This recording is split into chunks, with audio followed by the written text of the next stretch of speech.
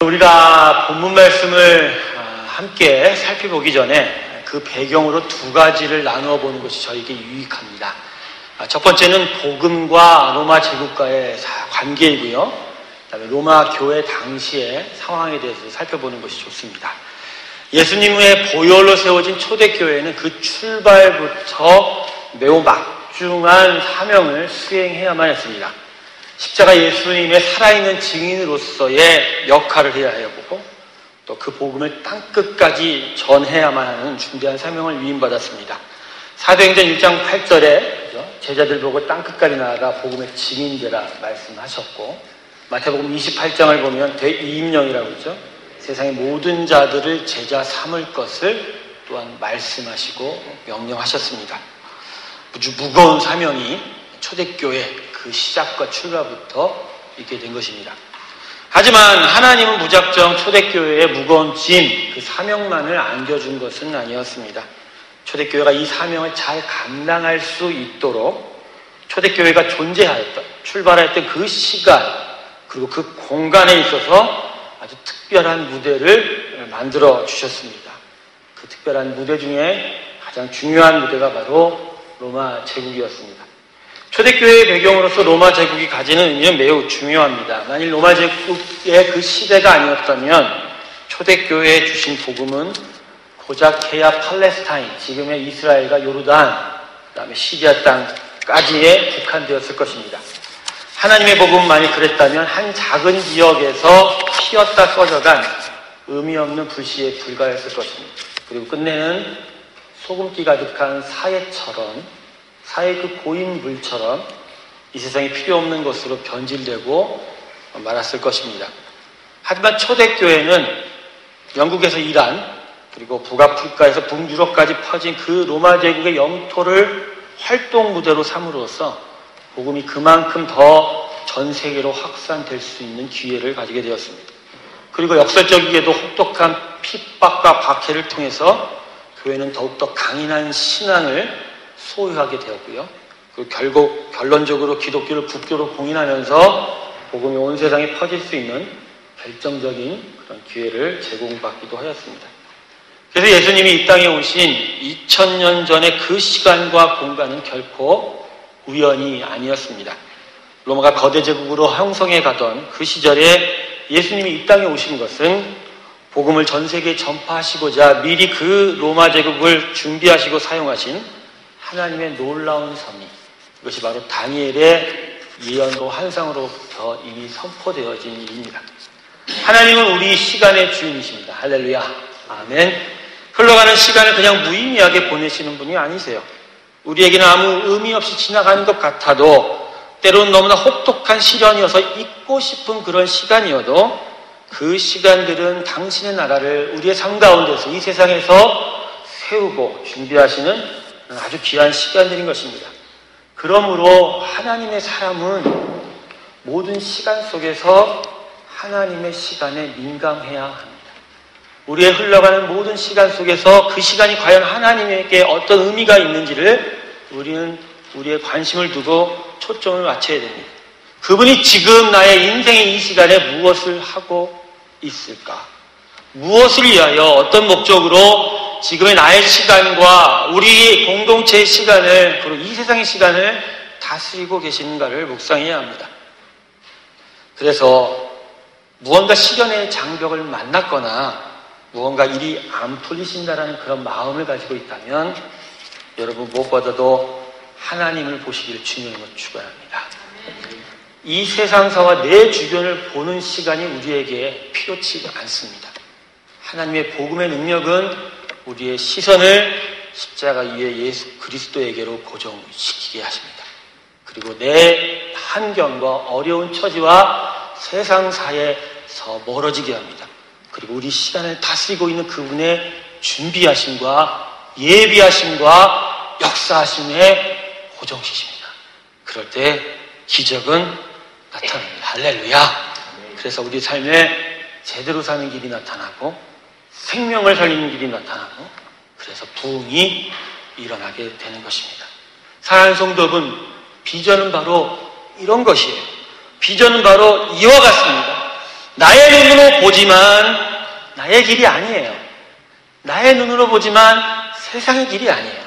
나의 눈으로 보지만 하나님의 길을 보는 것, 찾는 것, 그게 바로 비전입니다. 할렐루야. 여러분, 그런 비전 소유하시길 주님으로 축원합니다. 이런 관점에서 바울이 그토록 가고자 원했던 로마 교회도 마찬가지였습니다. 바울이 로마를 방문하기 전에 이미 로마에는 교회가 세워져 있었어요. 바울이 가서 세운 교회가 로마 교회가 아닙니다. 로마서 16장을 여러분 읽어보시면 알겠지만 로마에 있는 다수의 여러 성도들의 이름을 바울이 거명하고 있고 그들에게 각각의 문안의 인사를 나누고 있는 것을 우리는 살펴볼 수 있습니다.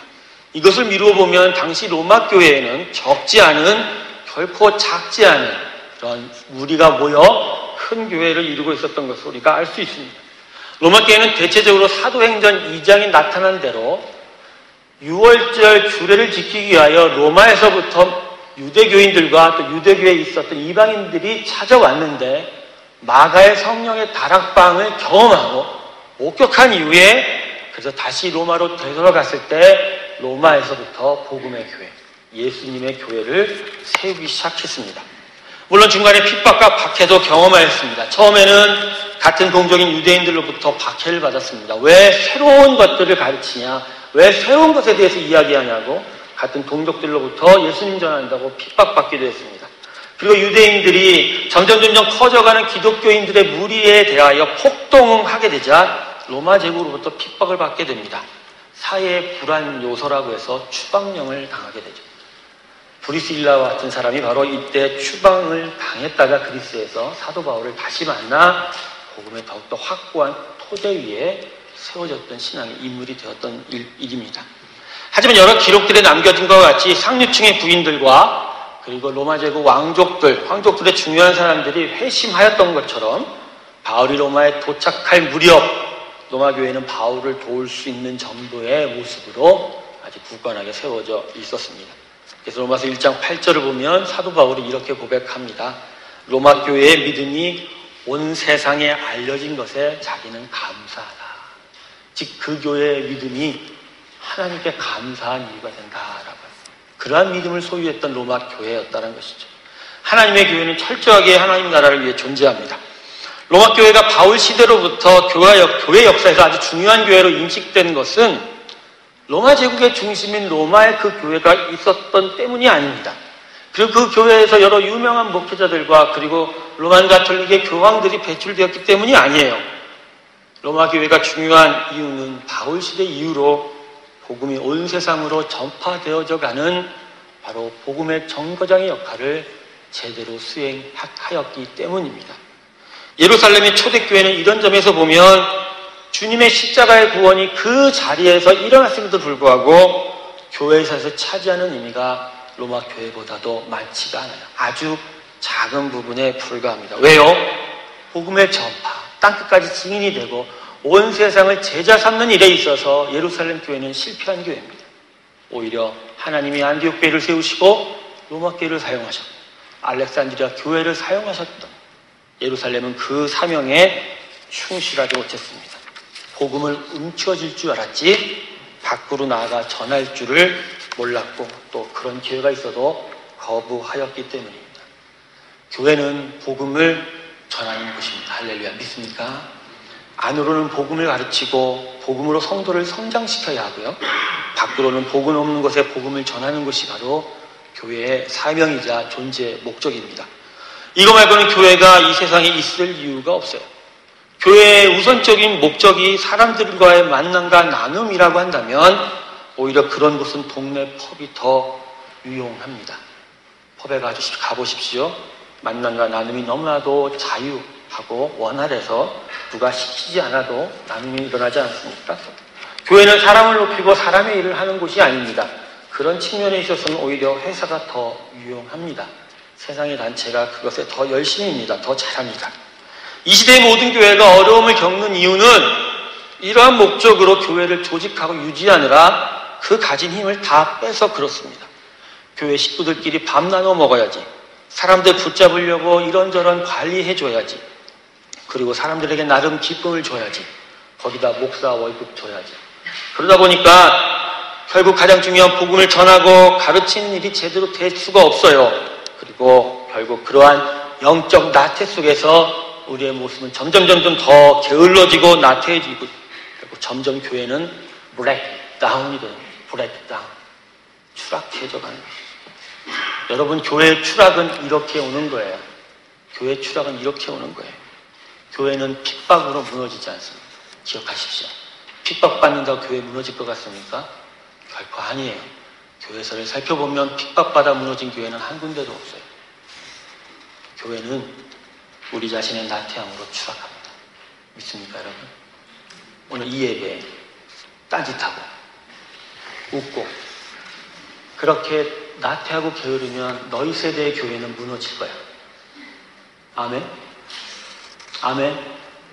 예. 그런 거예요. 영적 나태함과 게으름은 우리 안에서 하나님의 나라가 멀어지게 하고 추락되게 만듭니다. 교회는 복음을 위하여 존재하는 것입니다. 뭔가 비슷하지 않은 누구의 말과? 게티스버그의 링컨 대통령의 연설이죠. 그가 참된 그리스도인이었기에 아마도 교회가 무엇인지를 알았기에 아마도 그것에부터 미국이라는 나라의 건국의 이념, 앞으로 미국이 나아갈 방향에 대해서 이 성경의 주제로부터 이 연설의 주제를 잡았을지도 모른다는 생각을 이 설교문을 주면서 생각했습니다. 하나님의 복음을 세워지고 예수님의 복음을 위하여 서 있으며 복음을 위하여 나의 삶을 내려놓고 성령님께 순종하는 일, 그게 바로 교회입니다. 하나님의 준비된 시간 속에서 하나님의 교회는 반드시 하나님의 일을 이루게 됩니다. 만약 이 목적을 게을리하거나 상실하게 되면 교회는 흩어지게 되어 있습니다. 하나님은 때로는 하나님 당신의 교회를 위해서 사람의 교회를 흩으십니다. 요새 제가 충격적으로 들은 이야기 중에 하나가 이런 이야기였습니다. 어떤 목사님이 저한테 이렇게 말씀하셨습니다. 영국 교회가 부흥하기 위해서 있어야 될 일은 먼저 무너져야 한다라고 하죠. 제가 깜짝 놀랐어요. 영국 교회가 부흥하려면 지금부터 일어나야 되는데 아예 무너져야 한다고. 그게 무슨 말씀입니까? 스스로가 무너지고 있음을 인정할 때 거기서부터 일어날 힘을 얻게 된다는 말이었습니다. 복음이 무엇인지 분간을 못하는 교회들이 많아요. 동성연애자들을 용납하고 이해하는 건 좋지만 그들이 교회 복음의 전부인 것으로 자랑하는 교회. 걔들을 위해서 장례식을 치르기 위해 목회자가 필요한 교회. 그래도 여전히 교회당을 가지고 예배를 드린다고 교회라고 여기고 있는 시점에서 만약 그 교회가 영국교회라면 영국교회는 무너져야 해요. 그렇다고 하나님의 사람을 흩으시지는 않아요. 잘못된 조직교회들을 흩으시는 거죠. 거기서 하나님의 교회는 다시 라이즈, 일어날 것입니다. 영적 세상은 그렇습니다. 바닥을 쳐야 올라갈 힘을 얻습니다. 할렐루야. 그래서 때론 하나님이 당신이 세우셨던 교회가 그 목적대로 서 있지 못하면 흩으시기도 하죠. 매를 때리기도 하시죠. 그러나 결국은 당신의 백성을 하나님의 사람으로 세워 나아간다는 것입니다. 우리 일린 교회는 아주 중요한 시점에 서 있습니다. 시간의 주인이시자 우리 시대 이 공간의 주인이신 하나님께서 새로운 30년과 새로운 삶의 터전을 우리에게 주고자 하십니다. 지나갈 30년의 의미를 저는 이렇게 생각합니다. 우리 일린교회를 이곳에 자리 잡게 하고 이곳에 뿌리 내리게 한 그러한 노력과 수고의 시간이었다면 이제 올 다른 30년은 하나님의 나라가 자리 잡아야 할 시간인 것입니다. 지금 다가오고 있는 30년을 일린교회가 어떻게 맞이하느냐가 그래서 중요한 것입니다. 이제 목적이 달라지고 우리가 해야 할 일이 체인지드 된 거예요. 변화가 된 거예요. 여전히 여기 이 자리에 서 있는 것으로 만족하시면 안 돼요. 여전히 이 자리, 이 예배당에서 예배 드리는 것만으로 만족하면 안 된다는 것이죠. 지난 30년은 그러한 목적으로 그리고 그렇게 지나쳐간 분들의 시간이었어요. 그리고 하나님은 그것을 축복하셨습니다. 하지만 이제 다가오는 30년, 또 다른 30년은 그런 목적의 시간이 아니라는 것입니다. 하나님은 결코 이 자리에 머물러 있는 것엔 축복 안 하실 것입니다. 왜요? 그분은 씨 뿌리시는 분이기도 하지만 열매도 맺기 원하신다는 것이죠. 그분이 창조를 하셨지만 결국 종말의 때를 향하여 이 역사를 끌고 가신다는 그분은 열매 맺기를 원하십니다. 앞으로 올 또 다른 30년은 우리 일린교회를 통하여 본격적으로 하나님의 나라가 세워져가는 그런 30년이 되어야 합니다. 그러게 여러분, 지난 30년을 과감하게 뒤로 보내십시오. 이 자리에 교회를 세워놓은 것에 만족하였던 그 시간을 이제 보내십시오. 끈을 풀어주세요. 그 시간은 가고자 합니다. 그 시간은 멀어져 가고 있어요. 거기에 묶어놓았던 마음의 끈들을 푸세요. 대신 이제 복음의 전파에 순종하며 하나님 나라를 섬기고 세우는 그런 가장 가치 있는 의미 있는 일들에 내 자신의 인생을 묶으셔야 돼요. 그리고 그 시간이 가고자 하는 방향대로 그저 따라가게 됐을 때 하나님의 위대한 나라는 우리의 삶 가운데 일어나게 될 줄로 믿습니다. 할렐루야. 만약 우리가 그렇지 못하면 앞으로의 30년을 다 보내지 못한 채 흩어질지도 모릅니다. 하나님은 기억하세요. 하나님의 교회만 지키세요. 육체로 모여있지만 영적 가치와 의미가 상실되면 결코 육체의 교회를 지키지 아니하십니다. 흩으시고 다시 영적인 교회로 거듭세워 가기를 위해서 또 다르게 교회를 조직하시는 분이다라는 것입니다. 이것을 위하여 오늘 우리 하나님의 비전을 오늘 이 본문 15장 로마서 15장을 통해서 찾아야 합니다. 왜 오늘 하필이면 비전의 말씀의 근거인 말씀이 왜 로마서 15장일까요? 본문의 말씀은 바로 우리 일림교회에 주신 말씀이기 때문입니다. 누군가가 오늘 이 자리에서 이렇게 질문할지도 몰라요.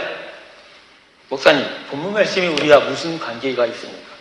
어떤 표적과 증거가 있습니까? 이 본문의 일림교회에 이 말씀을 준다고 기록이 되어 있나요? 라고 물어보신다면 그렇게 물어보실 분은 없겠지만 저는 되물어 볼게요. 성경의 구원의 역사가 우리와 무슨 관계가 있나요? 성경에 우리 이름이 쓰여져 있습니까? 대답해보세요. 쓰여져 있어요? 우리가 이 말씀이 우리에게 주어진 것을 믿음으로 받았기에 우리는 구원을 확신하는 것입니다. 오늘 이 자리에 선포된 말씀을 사람의 생각으로 판단하지 마시고 믿음으로 들으실 때 우리 교회는 사람의 교회가 아닌 하나님의 교회 될 줄로 믿습니다. 사람의 말씀으로 생각하면 영에 남는 것이 없어요. 영이 살찌지 않아요. 그렇게 되면 이 영 가운데 하나님의 나라가 임하지 못하고 비전이 흘러가고 놓쳐질 뿐만 아니라 그렇게 되면 우리 삶에는 그냥 이 땅의 일, 사람의 일만 남게 됩니다. 오늘 본문의 말씀을 통하여 선포될 하나님의 비전을 믿음으로 받으시기를 주님의 이름으로 축원합니다. 아멘. 자, 오늘 본문이 우리 일림교회에게 하나님께서 주신 비전인 까닭은 특별히 사도 바울이 로마에 가기를 원했던 그 이유 때문입니다. 바울이 로마에 가고자 했던 이유는 우리 일림교회가 하나님의 위대한 정거장이 되어야 하는 이유와 똑같습니다. 바울이 로마로 가려고 했던 이유가 무엇인가요? 본문 24절 한번 보세요. 바울의 목적을 알아볼 수 있는 힌트가 몇 가지 있습니다. 여러분 본문 24절 같이 한 목소리로 읽어주시겠습니다. 시작!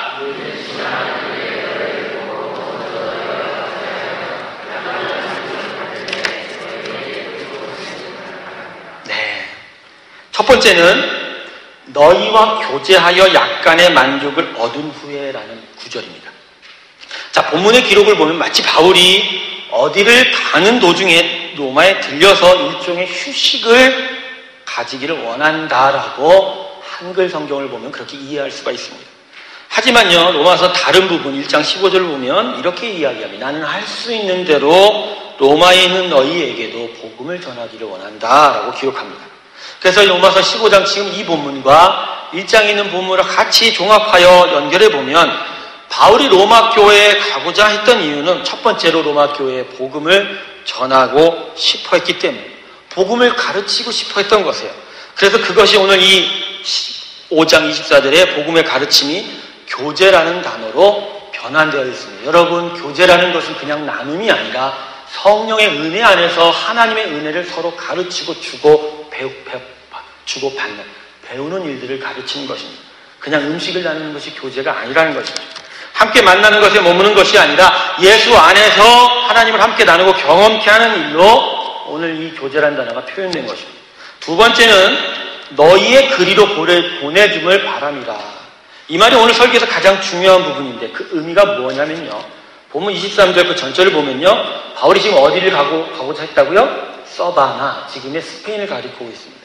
로마 제국의 가장 서쪽 끝이 스페인이었거든요. 거기를 바울은 온 세상의 땅끝이라고 생각했습니다. 당시의 세계관 속에서는 거기가 땅끝이었기 때문이죠. 그런데 그곳에 방문하겠는 가운데 로마를 방문하겠다고 기록하고 있습니다. 또한 본문 28절을 보면 바울이 예루살렘을 방문한 이후에 로마를 지나쳐 스페인으로 가겠다고 또 오늘 본문도 이야기합니다. 자, 이렇게 보면 바울은 로마를 스페인으로 가는 도중에 잠시 들릴 곳으로만 여기고 있다는 판단이 듭니다. 그래서 그렇게 잠시 로마에 머무는 동안 복음을 그들에게 가르치고 싶다라고 오늘 본문을 그렇게 해석할 수 있어요. 그런데 로마로 가려는 이유는 이런 단순한 차원의 방문이 아니라는 것입니다. 바울은 2000년 전, 지금부터 2000년 전에 이미 글로벌 네트워크를 미리 형성하였던 자입니다. 영어 때문에 웃지요? 기도해줘야 돼. 다음 주 헤이븐 그린에서 영어로 설교해야 되는데 힘들 것 같지? 어떻게 해야 되나? 만약 여러분 친구가 성적이 안 좋으면 웃어야 돼요? 내 옆에 있는 친구가 성적이 안 좋으면 웃고 있겠어? 아니지. 그러니까 너희들이 우리 교회 비전의 주인공이 돼야 된다. 아직도 우리의 가르침이 필요한 이유가 바로 거기에 있습니다. 글로벌 네트워크를 형성했던 자가 바로 바울이었어요. 바울은 자신이 시도했던 3차례의 선교 여행을 통해서 소아시아, 그리스, 멀리엇, 유고 연방 지역에까지, 알바니아 남부 지역, 일루리아까지 여러 지역에 교회를 세웠습니다. 그리고 바울은 교회를 세우는 곳마다 그 성도들을 자라게 하고 또 리더십을 세워서 하나님의 일에 함께 동참할 수 있는 사람으로 성장시켜 놓게 됩니다. 근데 바울은 이것에 만족하지 않았어요. 각각의 지역에 복음이 자라고 교회가 세워지는 일들에 만족하지 않았어요. 그 여러 지역과 사람들을 하나의 목적으로 하나됨으로 엮어놓는 그러한 일들에까지 관심을 들였습니다. 그 대표적인 일이 오늘 본문 26절에서 기록된 예루살렘에 대한 구제 사역이었습니다. 자, 바울은 당시 그리스 남부 지역이었던 아가야 교회의 지역교회를 통해서 극심한 흉년을 맞았던 예루살렘과 이스라엘 백성들을, 그 사람들을 돕고자 하였습니다. 그런데 이 일에 그리스 남부 지역만 담당케 하지 않았고요. 그리스 북부의 마게도니아 지방의 교회들까지도 참여시키게 됩니다. 그리스라는 나라를 여러분 제대로 공부하시면 알겠지만 극심한 지방 분열이 극심한 나라 중에 하나입니다. 이전부터 도시국가로 나누어져 있었기 때문에 그들 사이에 하나됨이라는 건 참 어려웠던 일이었어요. 그런데 남부 아가야 지방과 북부 마게도니아 지방, 서로 그 출신 배경과 사는 배경, 그리고 복음에 있어서도 정말 다른 색깔을 내었던 교회를 하나의 목적으로 네트워크 시켰다는 것입니다. 거기만 또 이루어진 것이 아니에요. 더 여기에 대하여 이 사역을 위해서 터키 지역의 에베소 교회 장로들을 만나서 앞으로 우리가 어떻게 해야 되는지까지도 함께 상의하는 시간을 가졌습니다. 예루살렘 교회의 어려움을 돕는 일에 있어서 바울은 그리스 남부와 북부, 터키까지 자신이 선교했던 그 모든 지역을 바로 네트워크화 시킨 것이죠. 그리고 그 지역에 세워진 믿음의 사람들을 통해서 하나님 나라의 네트워크가 계속하여 가동되도록, 한 번의 네트워크로 마무리 되도 만족하지 않았다는 것입니다. 바울이 로마로 가려고 하는 이유가 바로 이것이었습니다. 로마는 당시 로마 제국의 수도이자 세상의 중심이었습니다. 로마에 있으면 세상에 어디로 가든지 가기가 용이하게 됩니다. 그러기에 바울이 로마를 중심으로 복음의 네트워크를 형성하면 이제까지 선교하던 지역들을 하나의 네트워크로 묶을 수 있고, 이러한 네트워크는 온 세상의 복음화에 있어서 엄청난 장점을 가지게 된다는 것입니다. 여기에 로마 교회는 이미 복음을 선교하고 전도하는 일에 지원할 수 있는 충분한 준비가 되어 있는 교회였다는 것입니다. 그래서 그 로마에 여러 지역에 세워진 교회와 함께 복음 전파의 네트워크로 묶어진다면 로마 제국 전체 땅끝까지 하나님의 복음을 전파하는 일에 있어서 너무나도 큰 힘을 함께 소유하고 그 힘으로 그 하나님의 은혜 가운데서 복음의 놀라운 역사를 이루어낼 수 있다라는 것을 낼 수 있다고 사도 바울이 확신하게 된 것입니다. 결국 바울의 받은 이 비전대로 로마 교회는 그 이후로 하나님의 쓰임을 받게 됩니다. 적어도 주후 5세기 정도까지는 수많은 사람들을 복음으로 가르쳐서 로마 제국 곳곳으로 보내게 되고, 심지어 로마의 국경선을 넘어서 지금의 독일과 영국과 북유럽까지 복음을 두고 나아갔던 선교사들의 흔적을 지금도 발견할 수가 있어요. 뿐만 아니라 내부적으로 복음을 가르치는 일들이 로마에서 왕성하게 이루어지게 됩니다. 로마 교회는 여러 이단들의 침투와 공격에 대항하고자 신학을 계속적으로 수립해 나가는 중요한 부대가 되었고, 결국 성경을 해석하는 기준들이 바로 이 로마 교회를 중심으로 세워졌다는 것. 이렇게 로마에서 복음의 전파와 가르치는 일이 활발해질 수 있었던 이유는 바로 로마 교회가 하나님의 복음의 정거장이 되었기 때문입니다. 로마로 오는 자들에게는 복음을 가르치고 복음으로 사는 삶을 준비시켰고, 로마를 떠나는 자에게는 이제 그 복음을 위해서 사는 삶을 살도록 격려하였기 때문입니다. 사랑하는 성도 여러분, 하나님의 교회는요, 그 존재 목적 자체가 정거장의 비전입니다. 정거장의 비전이 바로 하나님 교회의 존재 목적이자 사명입니다. 하나님께서 당신의 귀한 독생자 예수의 보혈을 우리에게 주셔서 교회를 세워주신 이유는 믿음의 성도들의 신앙을 지켜주고 축복하고자만 함이 아니라는 거예요. 그래서 함께 모여 예배드리고 성찬을 나누고 세례를 베풀며 성도의 교제를 나누는 일만이 교회의 존재 목적이 아닙니다. 예배드리고 성찬과 세례를 베푸는 이는 복음의 은혜를 기념하는 일이죠. 교제를 나누고 사랑의 위로를 나누는 일은 복음의 은혜를 나누는 일입니다. 그런데 더 중요한 교회의 사명이 있는 것은 바로 복음의 은혜를 기념하고 나누는 일 외에 복음의 은혜를 재생산하고 그리고 그것이 없는 곳으로 흘러가게 만드는 일이다라는 것입니다. 받은 자가 이미 받은 것으로 더 기뻐하는 일은 하나님께서 원치 않으신다는 것이죠.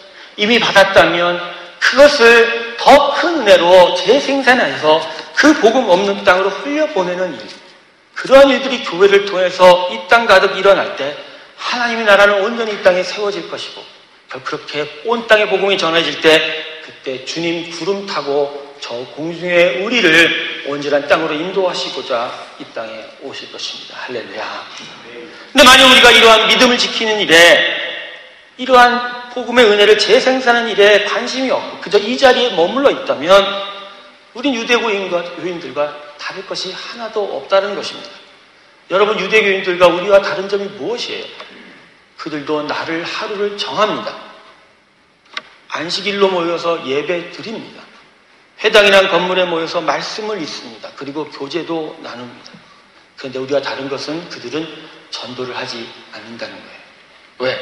자신들만이 선택받은 유일한 자들이기 때문에. 서민이라는 특권의식에 묶여 있어서 왜 자신들이 선택받았는지에 대한 이유를 찾지 못하기 때문에 그저 그들이 모여있는 시간 안에, 그 장소 안에 묶여 있다라는 것이죠. 그렇지만 사실 구약은 그렇게 이스라엘 백성들에게 가르침을 주지 않았어요. 예루살렘 성전에 여러분 이방인의 뜰이 있었다는 것을 기억하십니까? 예루살렘 성전의 문을 들었으면 첫 번째가 이방인의 뜰이었어요. 경건한 자라고 취급받았던 이방인들이 하나님을 예배하기 위해서 성전 안으로 발을 들여놓을 수 있도록 은혜를 베푼 자리가 이방인의 뜰이었어요. 이방인의 뜰을 지나가면 여인의 뜰이 나옵니다. 천대받고 비하받았던 그 여인들도 성전에 나와 하나님을 예배할 수 있는 자리를 성전에 이미 만들어 놓은 것이에요. 그 여인의 뜰을 지나가면 남자의 뜰인 줄 알죠? 아니요. 제사장의 뜰입니다. 하나님을 직접 예배하는 자들, 수종드는 자들의 땅이다라는 것이죠. 이것은 무슨 소리입니까? 구약이 마치 이스라엘의 믿음이 혈연적 믿음의 계승을 지지하는 것 같지만 아니지요. 하나님은 이미 구약에서부터 온 땅을 향한, 모든 열방을 향한 복음 전하기를 원하시고 계셨다는 것입니다. 이스라엘이 선택받은 이유는 그들에게 선택받을 만한 이유가 있어서가 아니라 오히려 그들이 적은 무리라서 그들을 통하여 하나님의 영광이 나타나기가 쉬워서라고 성경은 말씀하지 않습니까? 온 세상의 구원의 도구로, 즉 이스라엘 백성이 택함을 받았다라는 의미입니다. 사랑하는 성도 여러분, 다시 기억하십시다. 교회는 지금의 이 자리와 시간과 공간을 지키기만 하는 자들의 모임이 절대 아니라는 것을, 먼저 복음을 얻기 위하여 오는 자리에 있어야 되는 곳이 바로 교회입니다. 그래서 매주마다, 매일마다, 매 순간마다 새로운 생명이 나타나야 됩니다. 세례를 주는 일이 항상 있어야 합니다. 제가 이 교회 부임한 지가 3년이 되어가는데 제가 성인 세례 준 자가 3명에 불과합니다. 1년에 1명. 정말 가물에 콩나듯이. 오전에 헤이븐 그린 배프티스 예배를 잠깐 드렸을 때 오늘따라 이 교회가 침례를 베푸는 일이 있었어요. 침례를 베푸는 장면을 여기서도 볼 수가 있는 게 그들은 저 뒤에다 카메라를 설치하고 침례하는 장면을 봐요. 근데 침례받은 자매가 얼마나 감격에 찼는지, 새로운 생명으로 태어났다는 것에 대해서 얼마나 큰 기쁨을 얻었는지, 그 자매가 눈물을 흘리며 그 기쁨을 얻은 것에 감사하고 공동체에 감사하고 회중들에게 감사하는 그 장면 속에서 수많은 자들이 울고 있었고, 이 교회에 새로운 생명에 약동하는 일들이 나타나고 있다는 것이 저 구석에서 예배를 드리고 있었던 저의 가슴에도 다가오고 있습니다. 여러분, 우리 안에 이러한 일들이 있어야 돼요. 계속해서 생명이 자라는 일들. 그리고 그들이 후에는 복음 전하는 자들로 바뀌어야 합니다. 위로와 사랑을 받는 자들에서 주는 자들로 훈련되어져 가는 일들. 그게 바로 교회가 할 일이 아닙니다. 그래서 복음을 위하여 떠나는 자들도 있어야 합니다. 복음이 계속 전파되고 하나님의 나라가 계속 세워지는 것이죠. 배우고 받는 것에 머무는 것이 아니라 전하는 자가 되야 된다. 저는요, 교회가 일종의 학교와 병원과도 똑같다고 생각합니다. 그러나 단 한 가지 다른 게 있는데 그게 무엇인지 아십니까? 교회를 병원으로 치면 죄라는 병에 걸린 환자가 치료를 받는 곳입니다. 그런데 덜 치료받는 자도 있고 거의 다 완치된 자도 있습니다. 혹시 정말로 덜 치료받은 자를 만나서 힘들어졌다면 이해하세요. 아직 덜 치료받았으니까. 완전함이 이를 때까지 기다려줘야 되는 것이죠. 세상이 우리의 교회를 보고서 시험당하는 일이 그래요. 복음에 의해서 아직 덜 치료받은 자를 만났기 때문입니다. 제대로 치료받은 자를 만나면 교회로 올 것입니다. 근데 중요한 건 일반 병원과 교회가 다른 이유가 뭔지 아십니까? 병에서 나아가는 환자가 다른 환자를 치료하는 의사가 된다는 것이에요. 교회는 따로 의사가 없어요. 우리가 아팠다면 이후에는 의사가 되어야 합니다. 헨리 나우엔의 상처 입은 치유자란 책이 그 제목이 말씀하는 십자가에서 그 모든 인류의 죄, 그리고 이스라엘 백성의 그 모멸과 박해와 핍박의 상처를 받았지만 오히려 그 상처에서 회복되고 오히려 그것을 하나님의 은혜로 덮으신 이후에 오히려 우리를 치유하는 자로 오신 분이 바로 우리 예수님이었다라는 거예요. 그게 바로 교회에서 있어야 할 일이어야 됩니다. 학교로 치면 저학년부터 고학년까지 여러 정도 수준 차이를 보이는 학생들이 모여있는 곳이에요. 하지만 일반 학교와 다른 것은 배우는 자가 교사로 서가는 곳이다라는 것이죠. 미리부터 교사가 있는 곳이 교회가 아닌 것이죠. 네, 그렇습니다. 처음에는 아프고 부족해서 그래서 은혜가 필요하고 사랑이 필요하지만 나중에는 그 반대 위치에 서야 하고, 그리고 아프고 부족한 자가 여기에 이제는 없다면 그곳 사람들이 있는 곳으로 우리가 나아가야 돼요. 그리고 함께 나누는 것을 우리의 가장 큰 가치로 여기는 일이 우리에게 있어야 된다는 것이죠. 우리 일림교회는 하나님의 위대한 정거장이 될 것입니다. 우리 일림교회는 하나님의 위대한 정거장이 될 것입니다. 저의 목소리가 왜 더 낮아지냐면요, 이건 사람의 의가 아니고 저의 의지가 아니기 때문에, 만일 제가 이 교회를 떠나고 난다면 하나님의 위대한 정거장은 바로 그날로부터 없어질 것입니다. 5년 전에 여러분은 선교 미션 런 25를 발표하셨어요. 기억하시나요? 그 비전이 지금 남아 있으십니까? 맨 처음 장로님이 저한테 새로운 비전에 대해서 묵상할 것을 권유하시고 권면하실 때 참 기뻤습니다만 기도하면서 참 무거운 짐을 졌어요. 이것이 한 사람의 비전과 사역의 욕심과 의가 된다면 그것은 정말 이 교회를 바벨탑처럼 쌓아가는 일이 될 것이라는 생각이 번쩍 떠올랐어요. 그리고 다시 기도하기 시작했을 때 하나님이 정거장의 비전을 주셨어요. 그리고 런 25가 무너진 일들에 대해서도 묵상하게 했어요. 그래서 저는 저의 목소리를 더 이상 높이고 싶지가 않아요. 하나님은 저의 목소리에 따라 일하지 않으십니다. 여러분의 믿음을 따라 일하십니다. 할렐루야. 여러분이 오늘 이것을 여러 비전으로 받으신다면, 여러분의 믿음이 계속적으로 이것을 계속적으로 붙들고 있다면 거기서부터 하나님은 시작할 것입니다. 오히려 담임 목사가 다른 목적을 합시다 해도 하나님은 그거 듣지 않으시고 여러분의 받은 그 믿음 가운데서 일하실 줄 믿습니다. 사람의 목소리가 교회의 비전을 만드는 것이 아니라 아버지의 말씀이 날 세우실 것이고 성령의 다스림이 세우실 것이고 그분의 비전 안에 잠기는 일이 세우실 것입니다. 나는 그것을 꿈꿉니다. 저는 그것을 봅니다. 저는 그것을 환상을 품습니다. 이 교회를 방문하고 단 며칠이라도 머무는 자들에게 우리는 최선을 다하여 복음을 가르쳐야 합니다. 그 동시에 이제 떠나가는 자들에게 그들이 어디에 가든지 그곳에서 그들이 복음으로 살 수 있도록 그들에게 용기를 주어야 합니다. 너무 긴 것 같아서 자를게요. 몇 장을. 첫 번째, 우리 아이들과 청년들은 복음 전하는 자로 훈련되어야 합니다. 이제 우리는 그들에게 그들이 이 세상에서 자신만을 위하여 사는 인생을 가르치는 일을 이제 그만두어야 합니다.